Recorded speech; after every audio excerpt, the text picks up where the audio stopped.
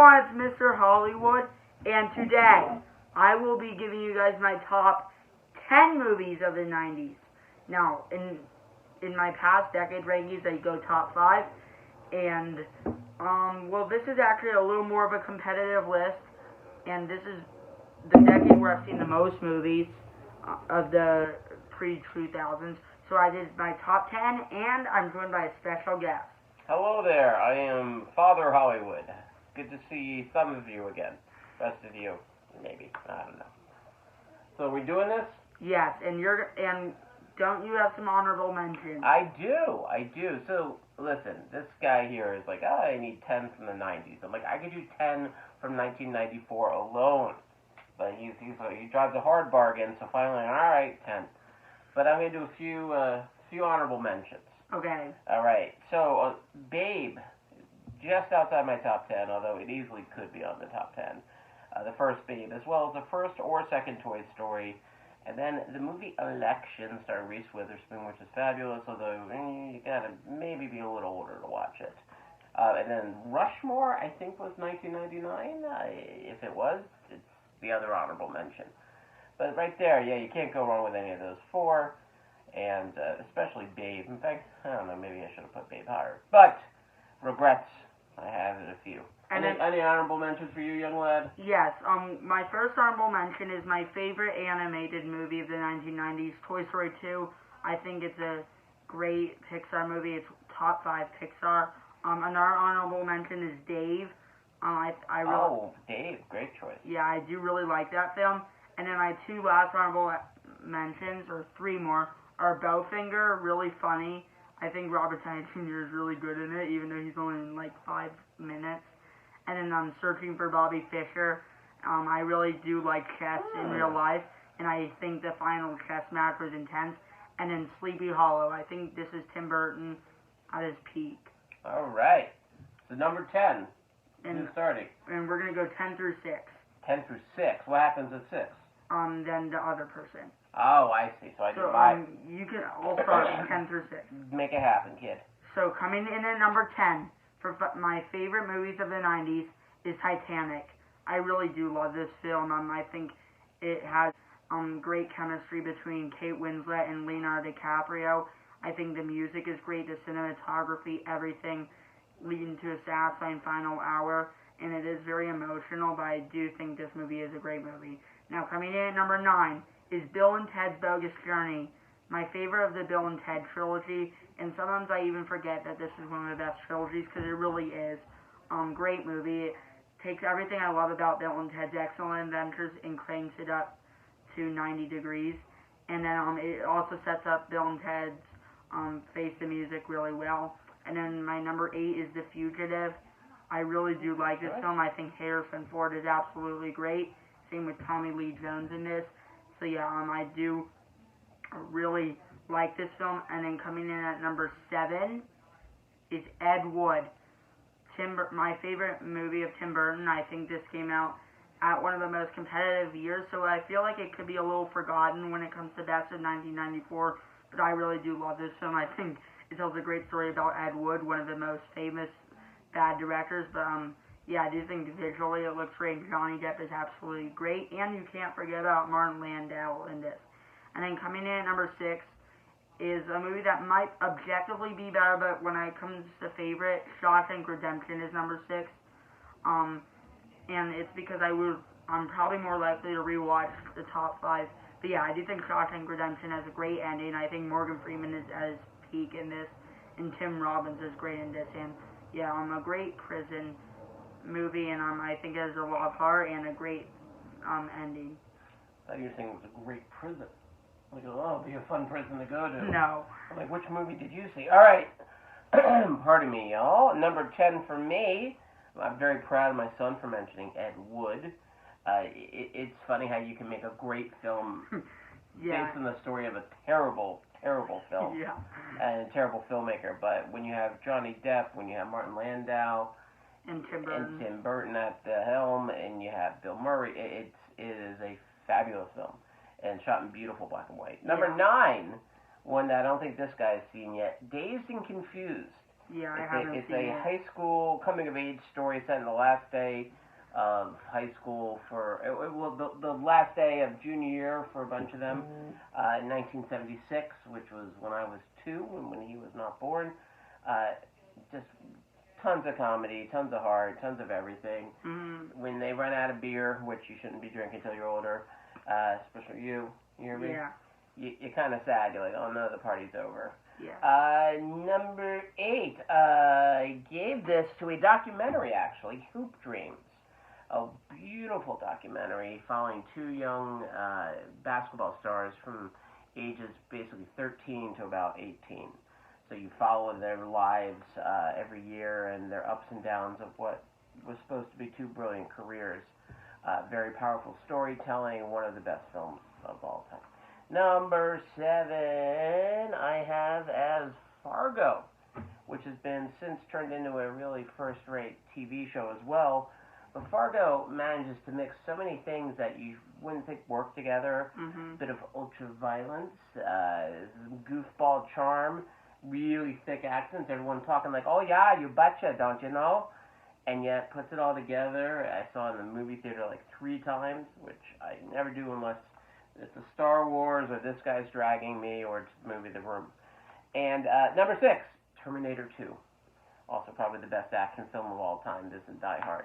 Yeah. When you see a movie and a bunch of people, I saw it with a bunch of friends from camp, every time they said the name Connor, our last name maybe, everyone in the theater yelled Connor. It was pretty exciting for me. The effects still great, everything, the action's still great. Yeah. James Cameron, truly no one does it better. Back to you, young man. So now we're gonna do number 5 and 4.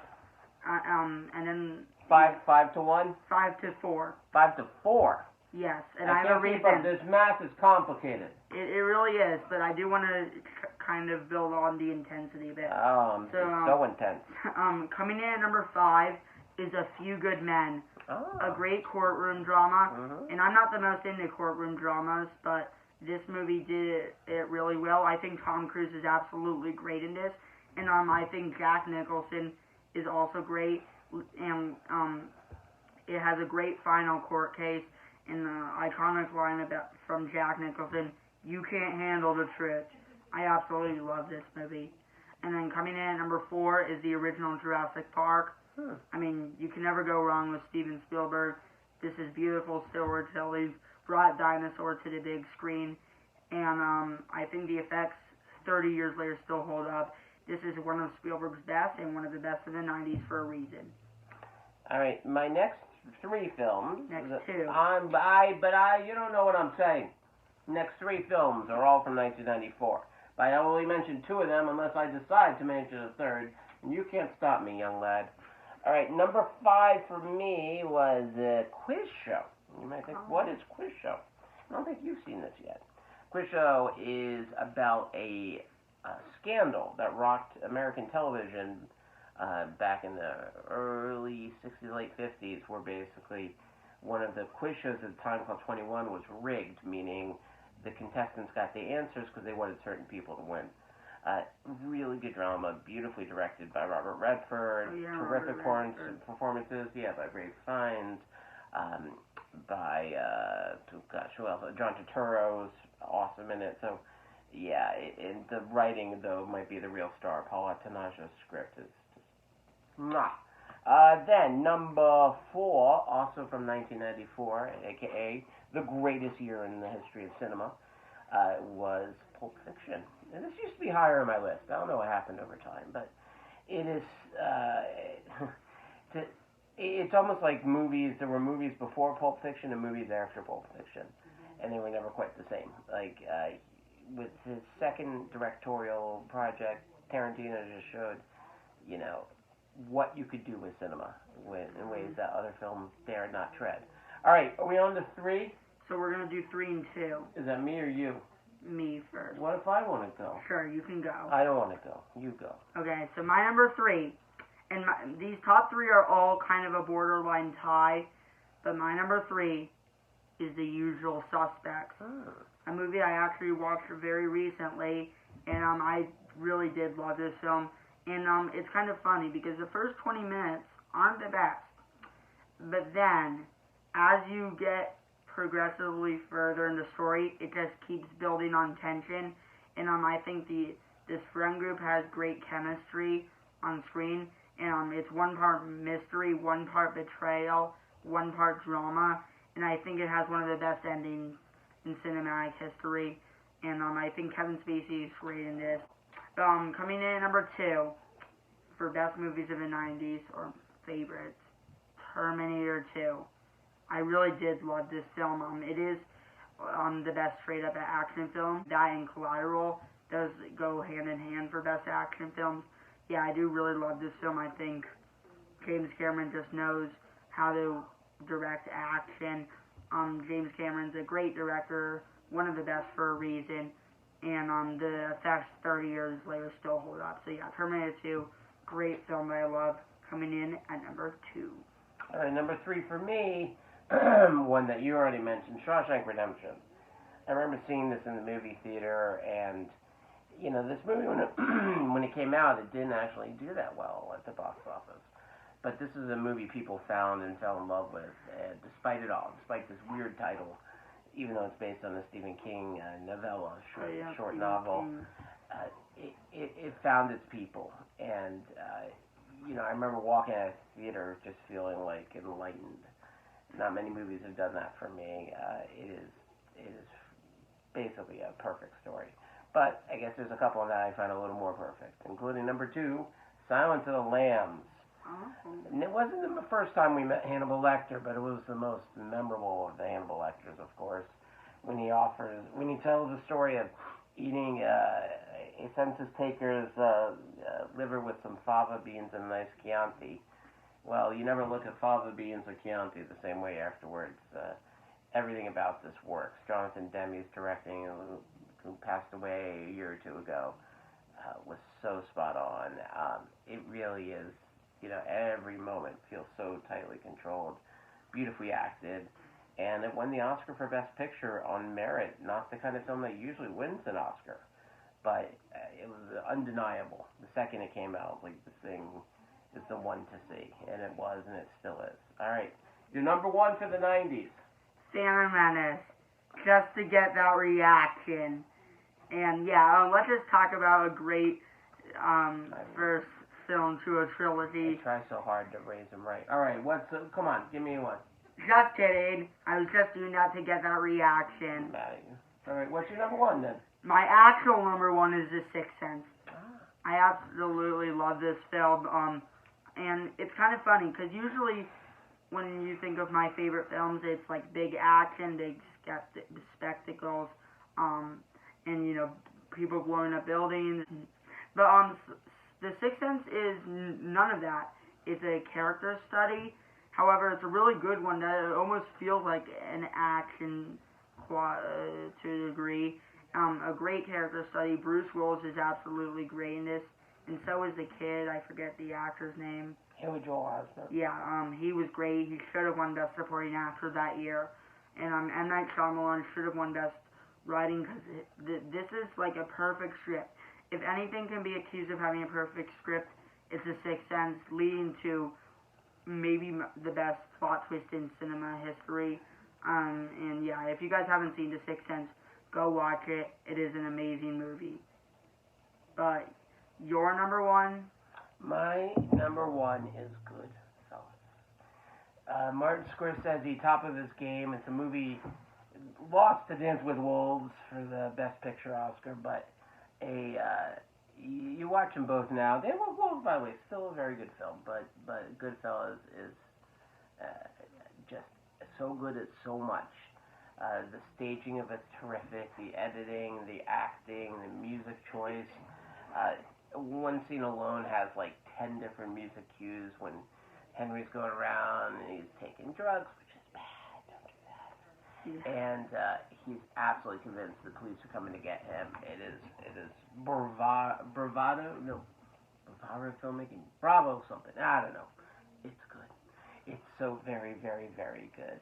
And it's violent, so once again, some of these movies might be a little R-rated, like Silence of the Lambs. So, you know, if you're young, talk to your parents before watching them, I guess. Leave it to them. You're their problem, not mine. This one's my problem. But that's it. I think that's our 90s. We gave you some good ones to see. If you haven't seen them, go with your parents' approval. Go watch them. Even if you're old, even if you're like, I don't know, my age, go ask a parent if you got one still. And yeah, there's a lot of wonderful stories that come from a few decades ago. And the 90s were a real special time. Independent film really kicked into high gear, and Hollywood had to pay notice to what kind of stories were actually connecting with people. And these films kind of changed the genre in some way. Yeah.